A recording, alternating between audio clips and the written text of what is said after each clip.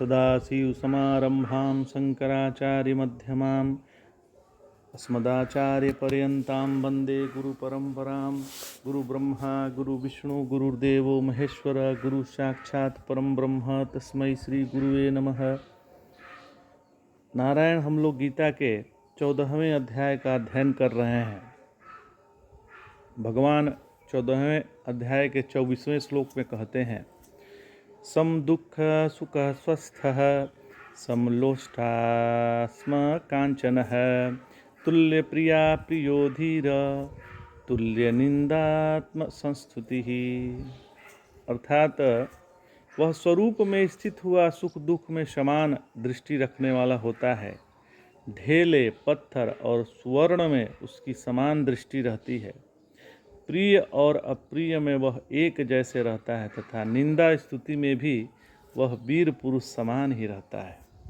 भगवान कह रहे हैं, सम दुख सुख, सुख और दुख बराबर है। जिसे दुनिया में सुख दुख कहते हैं वो सचमुच बराबर है। यदि जिंदगी को तौल कर देखा जाए तो सुख दुख बराबर ही है। जैसे रात और दिन बराबर है, शम प्रकाश तम पाख दुहु, वैसे ही कभी सुख आता है तो कभी दुख आता है।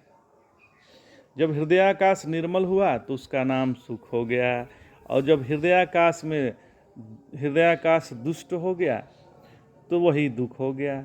असल में हृदयाकाश में न सु है और न दु है, वह तो ख मात्र है।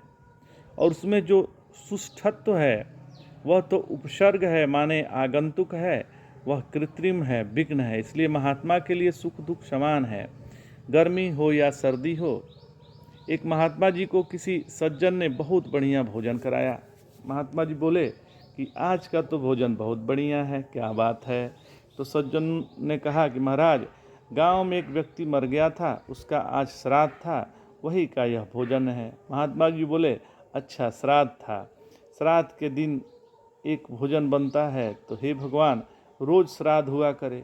इसके लिए उस गांव में रोज लोग मरने लगे, रोज किसी न किसी का श्राद्ध होने लगा। फिर लोगों ने पंचायत की कि जिस किसी दिन किसी के घर में बेटा हुआ तो उसी दिन और भी बढ़िया भोजन लेकर महात्मा जी के यहाँ पहुँचेंगे। फिर वहाँ पहुँचे, महात्मा जी बोले, आज तो पहले से भी बढ़िया भोजन है। लोगों ने कहा कि महाराज बेटा हुआ है।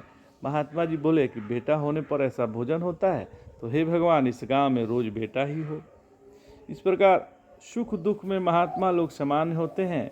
स्वस्थः अपने स्वरूप में स्थिर रहें, स्वावलंबी जीवन व्यतीत करें, स्वस्थ रहें, प्रकृतस्थ रहें, अनात्मक मत होवें, आत्मक रहें और आत्मस्थ रहें। यह तो हो गया स्वरूप दृष्टि से स्वस्थ और सुखाकार दुखावृत्ति से ऐसा होता है कि सम। अब पदार्थ की दृष्टि से स्वस्थ कैसा होता है, तो समलोष्टा सम कांचन, बाहर मिट्टी डला हो या पत्थर हो या सोना हो, इन सब चीज़ों में उसकी ममता होती है।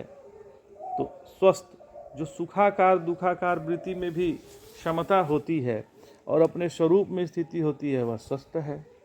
तो तुल्य प्रिया प्रिय, भगवान कहते हैं कि जीवन में जो कुछ भी प्रिय या अप्रिय होते हैं उनको आने दो, जाने दो। वे तो आगमा पाइनह है, अनित्य है। प्रिय या अप्रिय को बराबर ही समझें। इसको इस तरह समझें जैसे हमारे कोई रिश्तेदार आते हैं तो हम उन्हें ऊंचे आसन पर बैठाकर सेवा सत्कार करते हैं। उसी प्रकार हमारे यहाँ दुश्मन भी आवे तो उन्हें भी ऊंचे आसन पर बैठाकर सेवा सत्कार करें, मीठा बोलें। अपने तराजू के पड़ले में दोस्त और दुश्मन में भेद न करें, दोनों से मीठा बोलें, दोनों से प्रेम से बोलें, क्योंकि भले ही उनका चोला दूसरा है, लेकिन जो इस चोले को पहनकर आया है वह तो हमारा स्वरूप ही है महाराज, वह हम ही हैं और हमारा ही भगवान है। धीरह, हमारा धैर्य खोने न पाए, बुद्धि को काबू में रखिए, इसे डावाडोल न होने दीजिए महाराज। तुल्य निंदात्म स्तुति ही, कोई हमारा निंदा कर रहा है या स्तुति कर रहा है तो ये दोनों शरीर के लिए कर रहा है। इससे जिसका प्रेम होता है वह स्तुति करता है। नीति शास्त्र में लिखा है, अगर हमारे पास आकर कोई हमारी तारीफ करने लगे तो समझ लेना कि आज वह कुछ मांगने वाला है। बहुत तारीफ करने वाले मतलबी होते हैं, लेकिन सच्ची बात तो ये है कि शरीरम यदि निंदति सहायस्ते जनाः, यदि हमारे शरीर की कोई निंदा करता है तो वो मददगार है, क्योंकि शरीर की निंदा हम भी करते हैं। यदि कोई आत्मनः निंदति सहायास्ते जनाः, आत्मा की निंदा करता है तो उसकी और हमारी आत्मा एक है, इसलिए आत्मनिंदक तो हमारे ही निंदक हैं। तो निंदा स्तुति पर ज़्यादा ध्यान देना नहीं चाहिए। आज इतना ही। जय जय शंकर, हर हर शंकर।